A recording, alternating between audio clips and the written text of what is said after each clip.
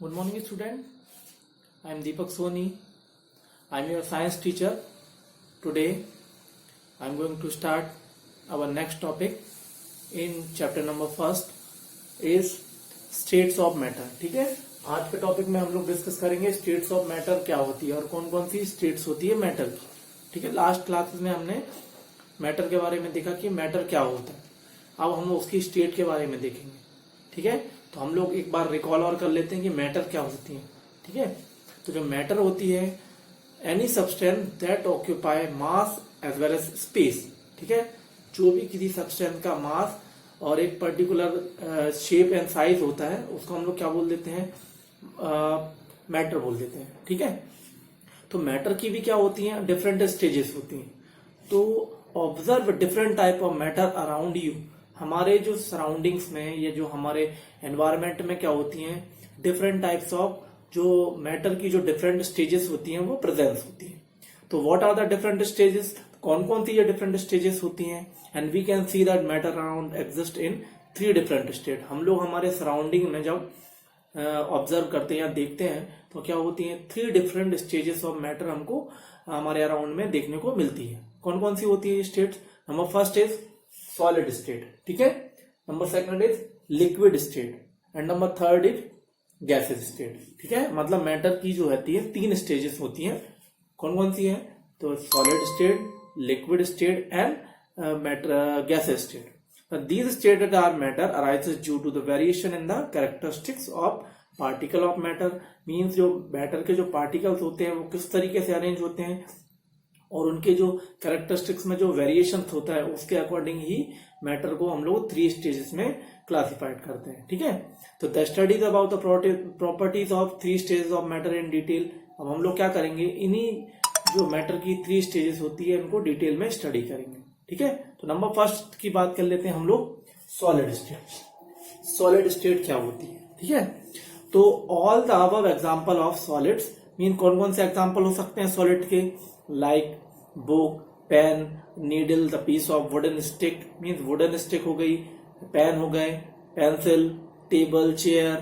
ठीक है, और एनीथिंग जो भी क्या सॉलिड स्टेट में प्रेजेंस होते हैं उनमें क्या होता है, सारे के सारे जो पार्टिकल होते हैं वो क्लोजली अरेंज होते हैं. मीन सॉलिड स्टेट में जो मैटर के जो पार्टिकल्स होते हैं वो मैटर के पार्टिकल किस तरीके से अरेंज होते हैं, तो मैटर के जो पार्टिकल होते हैं वो क्लोजली अरेंज होते हैं. ठीक है, इनके पास क्या होता है, डेफिनेट शेप होता है, डेफिनेट साइज होता है, डेफिनेट मास होता है. ठीक है, तो जो भी मैटर के पार्टिकल्स होते हैं उनको डेफिनेट शेप और मास होता है.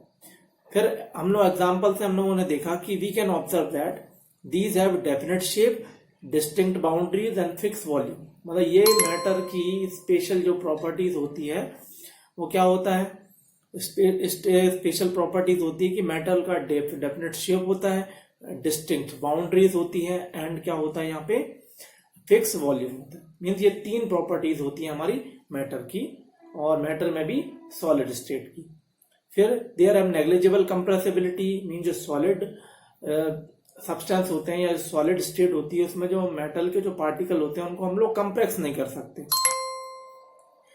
Solid have tendency to maintain their shape. Mean जो सॉलिड होते हैं वो अपने टेंडेंसी ऑफ को मेंटेन करते हैं when subjected to outside force. Mean outside force जब हम लोग अप्लाई करते हैं तो जो मैटर होती है उसके जो पार्टिकल होते हैं वो क्या होते हैं, उनके शेप को मेंटेन रखते हैं. ठीक है, स्टडी में भी break under the force but it is difficult to change their shape. Mean जो सॉलिड होते हैं वो जब हम लोग certain amount of force apply करते हैं तो फोर्स अप्लाई करने से जो भी सॉलिड के पार्टिकल्स होते हैं या सॉलिड्स होते हैं वो ब्रेक हो जाते हैं. But it's difficult to change their state. But उनका जो शेप होता है वो चेंज नहीं होता है. बट ओनली क्या चेंज होता है, ओनली जो सॉलिड्स होते हैं वो ब्रेक हो जाते हैं लेकिन उनका शेप चेंज नहीं होता है. सो दे आर रिजिड. मीन इस वजह से जो सॉलिड्स होते हैं अगर हम लोग उसको ऊपर फोर्स अप्लाई करते हैं सॉलिड जो हो जाते हैं वो ब्रेक हो जाते हैं. और सॉलिड अगर ब्रेक होते हैं तो इसकी प्रॉपर्टी को हम लोग क्या बोलते हैं, रिजिड बोलते हैं. ठीक है, रिजिडिटी मतलब सॉलिड्स होते हैं वो स्ट्रांग होते हैं, जिसको हिंदी में बात करें तो कठोर होते हैं. Consider the following. About rubber band can change their shape on stretching. अब अगर हम लोग रबर को एग्जांपल लें तो रबर भी क्या है, सॉलिड होते हैं, लेकिन जब हम रबर को स्ट्रेच करते हैं तो बाद में सर्टेन टाइम के बाद जब हम लोग फोर्स को रिमूव करते हैं तो जो भी रबर होती है वो उसकी ओरिजिनल शेप को दोबारा रिगेन कर लेती है। What are the sugar and salt particle, जो शुगर के और सॉल्ट के पार्टिकल होते हैं वो भी कैसे होते हैं, क्रिस्टलाइज होते हैं या फिर सॉलिड्स होते हैं, है ना। और what are about the sponge, sponge जो है अगर हम लोग उसको कंप्रेस करते हैं तो वो भी दोबारा अपने शेप को रिग्रेन कर लेते हैं, ठीक है। तो all about the solids, rubber band change the shape under the force and regain the shape. Rubber क्या होती है, रबर के ऊपर जब हम लोग फोर्स अप्लाई करते हैं तो वो अपने शेप को चेंज कर लेती है, बाद में दोबारा सब फोर्स रिमूव करते हैं तो वो उसके ओरिजिनल शेप में दोबारा वापस आ जाती है, ठीक है। उसके बाद अगर हम लोग इसी में एक्सेस फोर्स लगा देते हैं तो इसका ये क्या हो जाती है, ब्रेक हो जाती है। फिर the shape of individual sugar salt and crystal remain fix, mean जो शुगर के पार्टिकल होते हैं वो फिक्स होते हैं, उनका शेप और साइज चेंज नहीं होता है, ठीक है। और जो स्पॉन्ज होती है, स्पॉन्ज में minute of holes when it is the air trap, जब भी स्पॉन्ज होती है उसमें से जो एयर पास होती है तो when the air press it mean expel out and we are able to compress it. मतलब जो स्पॉन्ज होती है उसमें जब वो जो एयर फिल होती है उसकी वजह से क्या होने लगता है, उसमें हम लोग उसको कंप्रेस नहीं कर पाते, लेकिन जैसे ही उसमें से एयर रिमूव हो जाती है हम लोग उसको कंप्रेस कर सकते हैं। मीन्स सॉलिड जो होते हैं, सम सॉलिड्स होते हैं वो कंप्रेसिबल होते हैं but all solid are do not compress, ठीक है। तो यहाँ पे हमने सॉलिड स्टेट की बात की। नेक्स्ट हमारी जो है वो लिक्विड स्टेट, ठीक है। अब लिक्विड स्टेट में क्या होता है, तो लिक्विड स्टेट की क्या प्रॉपर्टी होगी, जो मैटर की लिक्विड स्टेट होगी उसमें liquid have no fix shape, liquid का कोई फिक्स शेप नहीं होता है but they are fix volume. ये चीज याद रखना कि जो मैटर होती है उसमें लिक्विड स्टेट में तो उसका फिक्स शेप नहीं होता है, मीन्स जिस टाइप का कंटेनर होता है उसके अकॉर्डिंग उसका शेप हो जाता है, but not a fix shape but a fix volume, but इसका फिक्स वॉल्यूम होता है। Take the shape of the container, जिस टाइप का कंटेनर होगा उसके अकॉर्डिंग ये शेप गेन कर लेते हैं। फिर liquid flow and their change shape, means liquid की प्रॉपर्टी क्या होती है, उसकी प्रॉपर्टी होती है कि वो फ्लो होते हैं और जैसे जैसे फ्लो होंगे वैसे वैसे वो अपना शेप जो होते हैं वो चेंज करते हैं। सो दे आर नॉट रिजिड, इस वजह से जो लिक्विड्स होते हैं वो रिजिड नहीं होते, बट क्या होते हैं, rigid, but it can be called fluids. Means liquid की जो प्रॉपर्टी होती है उसको क्या बोल देते हैं हम लोग, फ्लूइड बोल देते हैं, ठीक है। और एक्टिविटी 1.5 और 1.4 में हम इसको देख सकते हैं, solids and liquid can different by the diffuse into it, means हम लोग जो सॉलिड्स होते हैं एंड लिक्विड उनको डिफ्यूज कर सकते हैं, ठीक है। Gases from atmosphere diffuse dissolve in water, mean जो लिक्विड्स होते हैं वो हमारी एटमॉस्फेयर जो गैसेस होती हैं वो उसके फॉर्म में डिफ्यूज हो सकते हैं और डिसॉल्व हो सकते हैं। Gases specially oxygen and carbon dioxide, oxygen और कार्बन डाइऑक्साइड होती है वो वाटर में सॉल्युबल होती है, are essential for survival of aquatic animal. हमारे एक्वेटिक प्लांट और एक्वेटिक एनिमल के लिए जो carbon dioxide as well as जो ऑक्सीजन होती है वो डिसॉल्व फॉर्म में उसको रिक्वायरमेंट होती है। फिर यहाँ पे all the living creature are breathe for survival, उनको सर्वाइवल के लिए ऑक्सीजन इंपॉर्टेंट होती है तो वो किस फॉर्म में ब्रीथ करते हैं, डिसॉल्व फॉर्म में ऑक्सीजन को ब्रीथ करते हैं, ठीक है। और सॉलिड के जो पार्टिकल्स होते हैं वो क्या होते हैं, सर्टेन डिस्टेंस प्लेस होते हैं, मीन इनके बीच का जो डिफरेंस होता है वो सर्टेन डिस्टेंस होती है, ठीक है।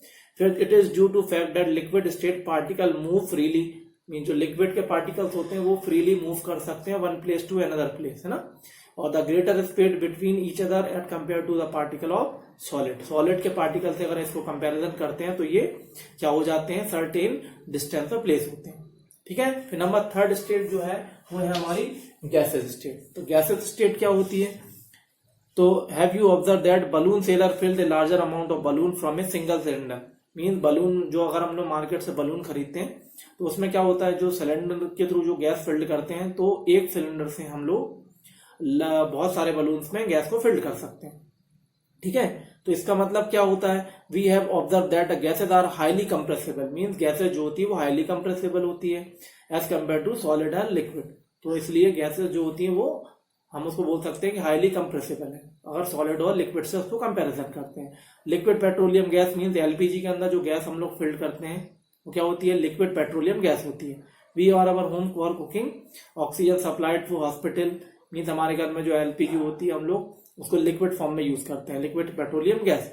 उसके बाद जो हॉस्पिटल्स होते हैं उनमें ऑक्सीजन जो गैस होती है वो सिलेंडर के फॉर्म में सप्लाई होती है, ये भी कंप्रेसिबल गैस होती है। और हम लोग जो ऑटोमोबाइल्स होते हैं उसमें सीएनजी का यूज करते हैं, मीन सीएनजी का मतलब है कंप्रेस नेचुरल गैस। तो due to high compressibility larger volume as gas can be compressed into smaller cylinder, means एक स्मॉलर सिलेंडर में हम लोग लार्जर अमाउंट ऑफ गैस को फिल कर सकते हैं। ठीक है, तो ये डिफरेंट प्रॉपर्टीज होती हैं। ठीक है, और गैसेस में क्या होता है, gases particle move randomly from higher speed, mean gases के जो पार्टिकल होते हैं वो रेंडमली मूव कर सकते हैं। Due to random movement the particle of each other are also wall of the container, mean अगर इनका रैंडम मूवमेंट होता है तो ये पार्टिकल होते हैं एक दूसरे से कंटेनर में जो गैसेस फिल्ड होती हैं उसकी वॉल से रेगुलरली क्या होते रहते हैं, ये उसके ऊपर certain amount of force apply करते हैं। ठीक है, the pressure exert by the gas, this is force exert by the gas particle per unit area of the container, means जितने भी पार्टिकल्स प्रेजेंट होते हैं सिलेंडर के अंदर वो इक्वल अमाउंट ऑफ फोर्स हमारे सिलेंडर के ऊपर अप्लाई करते हैं। ठीक है, तो 3 स्टेजेस होती हैं, सॉलिड, लिक्विड और गैस। ठीक है स्टूडेंट, तो ये हमने देखा कि मैटर के स्टेजेस के बारे में इस क्लास में देखा। नेक्स्ट क्लास में हम लोग मैटर अपनी स्टेट कौन कौन सी किस तरीके से चेंज करते हैं और इसका इफेक्ट टेम्परेचर के ऊपर उसका इफेक्ट क्या होता है उसके बारे में देखेंगे। ठीक है student, so that is sufficient for today's class and we will meet our next class with next topic. So thank you so much.